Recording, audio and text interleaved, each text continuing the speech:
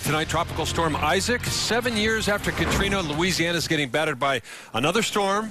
Flooding from Isaac topped a levee and nearly submerged homes in Pontchartrain Parish, south of New Orleans. Rescuers plucked people off their roofs, and tonight crews will deliberately open a hole in a levee to let some of the water out. Stephanie Hockridge from our script station KNXV is live in New Orleans tonight for us. Stephanie, how is the city coping with all this water? Oh my gosh, it's intense because the water keeps coming down. It keeps raining.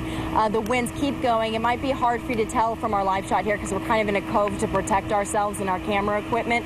But I assure you, the winds are gusting. You might be able to hear them or see them there.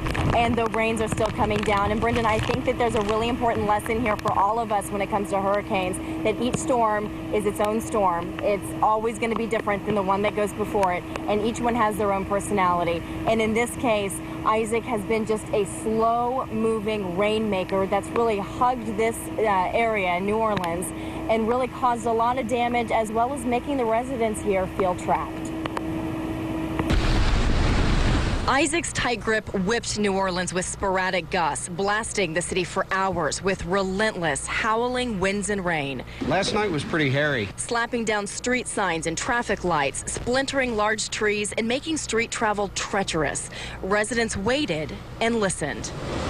So I hunkered down in the bathroom. It was a long night. As the National Guard and police continued patrols, residents of Marigny Triangle near the French Quarter, just a handful of the hundreds of thousands who lost power. One woman found it impossible to report issues with power and downed trees. Hi, Mom. If you hear this, I'm alive. There's no cell phone service. As Isaac creeps away, continuing to soak the community, the hurricane has forced people to live more simply. Okay, the only thing I have to do today is to go check up on the elderly neighbor. The only thing I have to do today. So, yeah, that's been interesting. Yeah, it's been an interesting day for so many people here trying to deal with the effects of Isaac. Brendan, you had mentioned earlier about Pontchartrain Parish and how there's been a lot of flooding there. We're going to be there first thing tomorrow morning with an update on the search and rescue, as we're hearing that there are still people trapped and need to be rescued. Back to you.